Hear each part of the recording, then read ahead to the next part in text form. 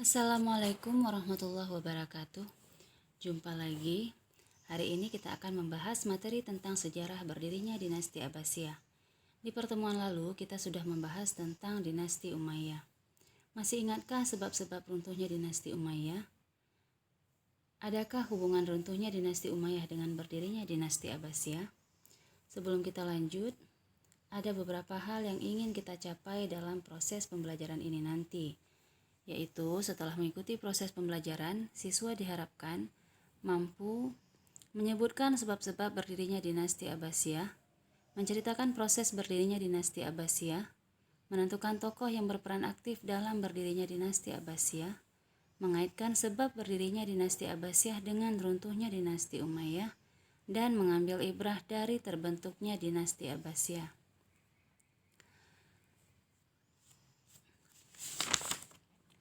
Berikut konsep yang akan kita pelajari. Sejarah berdirinya dinasti Abbasiyah. Ada dua hal yang akan kita bahas, yaitu faktor penyebab berakhirnya dinasti Umayyah dan faktor pendukung berdirinya dinasti Abbasiyah. Sejarah terbentuknya dinasti Abbasiyah. Terbentuknya dinasti Abbasiyah, mungkin tentunya kalian masih ingat tentang Daulah Umayyah yang berkuasa selama 90 tahun, dari tahun 660 sampai 750 Masehi. Sejarawan mencatat cukup banyak kemajuan yang dicapai Daulah Umayyah, mulai wilayah kekuasaan yang membentang dari India hingga Afrika Utara, sistem administrasi pemerintahan yang tertata dengan rapi, penyebaran Islam hingga ke dataran Eropa, hingga kemajuan ilmu pengetahuan. Terbentuknya Daulah Abbasiyah disebabkan beberapa faktor pendukung, yaitu pendukung dari runtuhnya dinasti Umayyah. Yang pertama, perpecahan internal keluarga Daulah Umayyah dan kekisruhan politik dalam negeri. Kemudian munculnya gerakan perlawanan terhadap pemerintah Daulah Umayyah yang dilakukan oleh kelompok Mawali, kelompok Dahak bin Qais Asy-Syaibani, dan kelompok Syiah yang menilai tampuk kekuasaan khalifah adalah hak keturunan Ali bin Abi Thalib dan ingin menuntut balas atas terbunuhnya Husain bin Ali di Karbala. Kemudian perpecahan kelompok suku Arab Utara dan Arab Selatan. Kemudian kekecewaan ulama dan tokoh agama kepada Khalifah Marwan bin Muhammad yang dinilai tidak memiliki sikap negarawan yang baik. Kemudian wafatnya Khalifah Marwan bin Muhammad, yaitu khalifah terakhir Daulah Umayyah setelah kalah dalam pertempuran di tepi Sungai Zab, Irak di tahun 132 Hijriah atau 750 Masehi. Kemudian proses berdirinya Daulah Abbasiyah. Babak ketiga dalam drama besar politik Islam ditandai dengan berdirinya Daulah Abbasiyah. Mereka menyebut dirinya dengan daulah menandakan sebuah era baru, dan memang benar-benar era baru. Dinamakan Abbasiyah karena pendiri daulah ini merupakan keturunan Abbas bin Abdul Muthalib, paman Nabi Muhammad Sallallahu Alaihi Wasallam.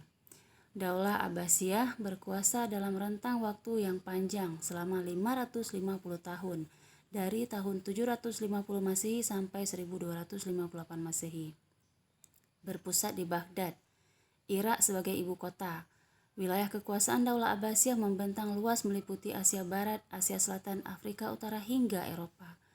Lembar sejarah dari proses berdirinya dinasti Abbasiyah ini tidak terlepas dari sosok keluarga Bani Abbas bernama Ali bin Abdullah.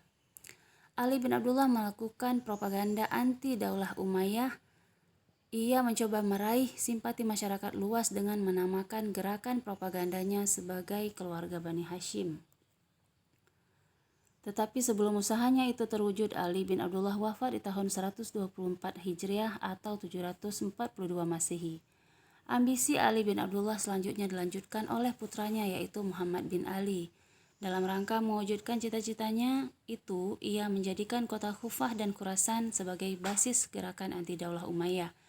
Di kota Khurasan, Muhammad bin Ali mendapat dukungan dari pemimpin masyarakat Khurasan, yaitu Abu Muslim al-Khurasani. Namun Muhammad bin Ali lebih dulu wafat di tahun 127 Hijriah atau 745 Masehi, sebelum cita-citanya meraih kekuasaan terwujud.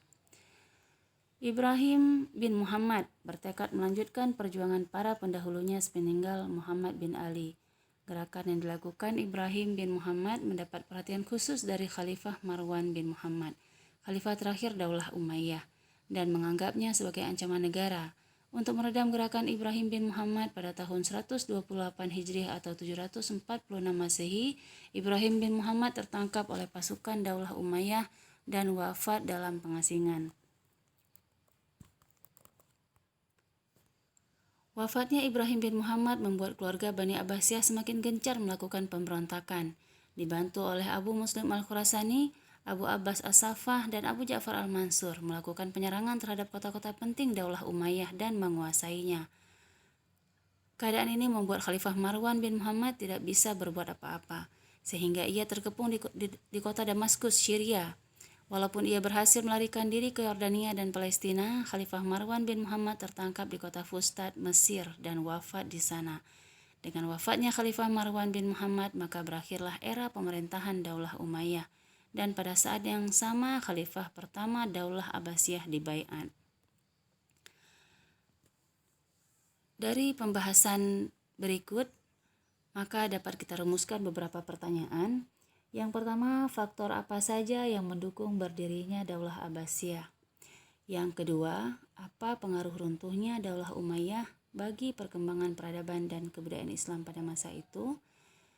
Yang ketiga, menurut pendapat kalian, bagaimana peran tokoh yang telah berhasil mendirikan pemerintah Daulah Abbasiyah? Yang keempat, mengapa menjadi pemimpin itu harus berakhlak mulia, tegas, cerdas, berani, dan bijaksana? Dan yang kelima, keteladanan apakah yang dapat kalian ambil dari proses berdirinya Daulah Abbasiyah dikaitkan dengan tugas seorang pelajar pada masa kini? Terima kasih. Assalamualaikum warahmatullahi wabarakatuh.